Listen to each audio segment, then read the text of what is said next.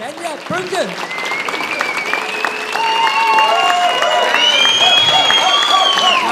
Tak skal du have. Tak, Niels. Hej, hvor er I søde. Jamen, det er fordi, jeg vil gerne dele noget med jer. Jeg vil gerne dele med jer, at jeg er jo det, som vi i dagens Danmark kalder at være heteroseksuel. Ja, sorry. Sådan er jeg født. Jeg kan ikke gøre for det. Nå, men jeg deler det med jer, fordi jeg flere gange har oplevet, at folk de antager mig for at være lesbisk.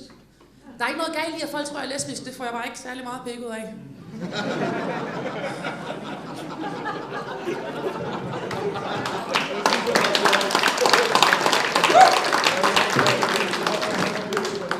Ja, tak for støtten. Det er mega hårdt, fordi jeg er kæmpe fan. Ja. Den behøver ikke være så fed eller stor.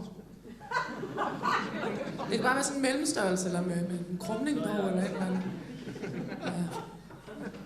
Nå, men jeg har spurgt ind til, hvorfor den her antagelse den opstår. Og det jeg får at vide, det er, at jeg godt kan have lidt en broget maskulin adfærd. Og det kan jeg sgu ikke helt løbe fra. Min far opdrog mig som den søn, han aldrig fik. Men det var en god opdragelse, det var en god barndom. Jeg husker, jeg elsker at lege med de der Power Rangers actionfigurer, så kunne jeg lege krig og alt muligt fedt. Og mor ville også gerne bidrage, så hun gav mig nogle Barbie-dukker. Og det var jo mega fedt, fordi så havde min actionfigur nogle, de kunne seksuelt krænke. Nej, det er for sjov. Barbie'erne, de var meget sjov at sætte ild til. Så ja, god barndom. Også lidt forvirring, ikke? Fordi både mor og far jo gerne ville være en del af projektet. Så jeg var for eksempel den eneste pige på klassebillederne med fint blomstret kjole og 2 centimeter længere hår end Mark Lefebvre. Så tak til far for den blomstrede kjole. Ja, hvad lavede jeg ellers? Jeg gik til meget sport i min barndom. Elskede sport. Jeg gik til fodbold og til svømning og til boksning. Eller, jeg kaldte det boksning. Rektoren sagde, at det var unødvendig vold mod drengene fra klassen. Og der fik ham der, Tobias Rahim, ret. Rigtige mænd, de kan også græde. Ja, det skal vi give plads til. Det må være hårdt at være mand i disse tider. Vi må hverken rave os på låret eller slikke os i øret. Jamen, det er hårde tider. Sådan er det. Vi skal passe på jer. Men ja, jeg lærte nogle ting sådan senere i livet, ikke, af mine drengevenner og mine ekskærester. Så hvis jeg havde slæbt en fyr med hjem, og vi var godt i gang, så kunne jeg godt lige finde på at introducere ham til den der hyggefinger op om bag. Ej, I kender den godt, den der, hvor man ikke spørger om lov, bare sådan, surprise! Ja, så kan I tænke lidt over den. Men ja, hvad sker der så? Jeg bliver omtrent 22-23 år, så mærker jeg et skift ind i mig. Jeg mærker den her rebelske periode strømme ind over mig. Nu vil jeg altså være den pige, jeg var født som. Og hold nu kæft, hvor var der mange ting, jeg skulle forholde mig til og ændre på og lave om. Der var fordel, ikke? Jeg kunne glæde mig til, at drengene skulle til at holde døren for mig. Ja, det er noget, jeg ser, I gør på filmen, fordi jeg glæder mig stadig til at prøve det. Men ja, så ændringer skulle der til. Mine veninder, de blev ved. Tanja, hvis du skal være en rigtig pige, så skal du begynde at tænke selv. Og du skal være mindre doven, og du skal stoppe med hyggefingeren. Slap af, jeg er begyndt at spørge om lov først. Jeg har jo ikke gået på Herlufsholm, så.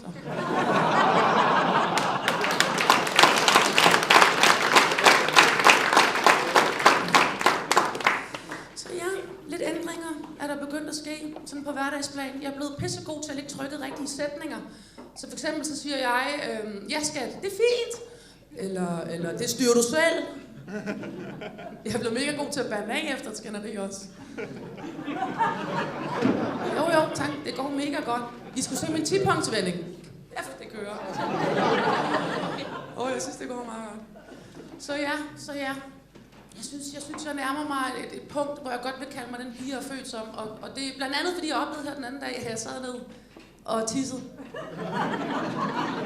Kæft, det er så meget nemmere, mand.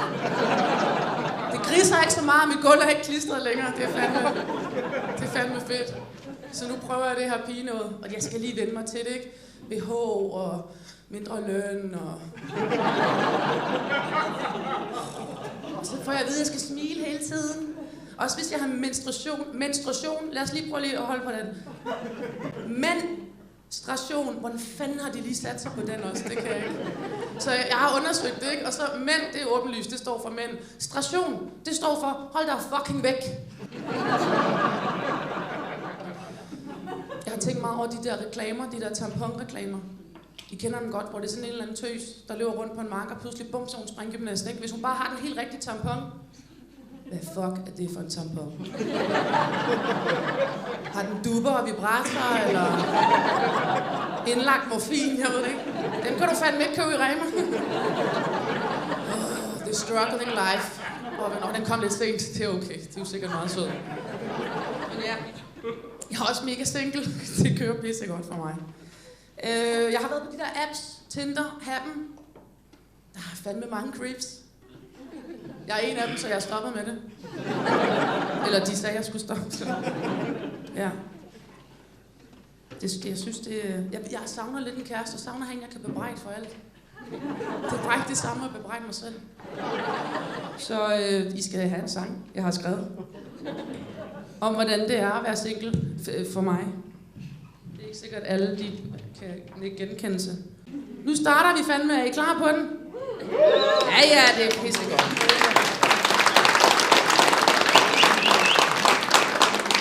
Okay.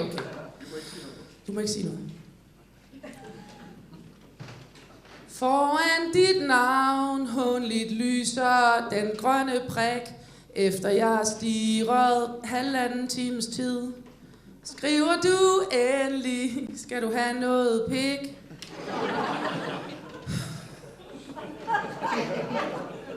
Jeg svarer efter 1 minut eller 2. Mens jeg længe holder vejret i spænding. At jeg er desperat, må du jo ikke tro. Er du kommet for at blive, eller kommet for at komme? Vil du bare høre mig skrige, inden natten er omme? Jeg tænker virkelig længe over, for du er kommet. Må du synes, jeg er sød, eller bare bla bla bla bla. 4:15 står du foran min hoveddør. Du henser mig ikke, men går ind i min seng. Mit hjerte det hamrer, og jeg bliver helt blød som smør. Din tunge danser inde i min mund. Du presser tungen ned på min drøbel. Jeg bliver kvalt. Bund. Det rimede på mund. Er du kommet for at blive, eller kommet for at komme? Vil du bare høre mig skrige, inden natten er omme? I det mindste er det god motion, når du løber om hjørner med mig.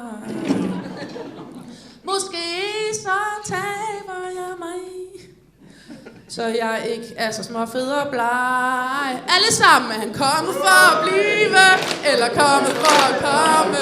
Vil han bare høre mig skrige, inden natten er omme? Han var ikke kommet for at blive, han var kommet for at komme. Ja, han vil bare høre mig skrige, inden natten var omme.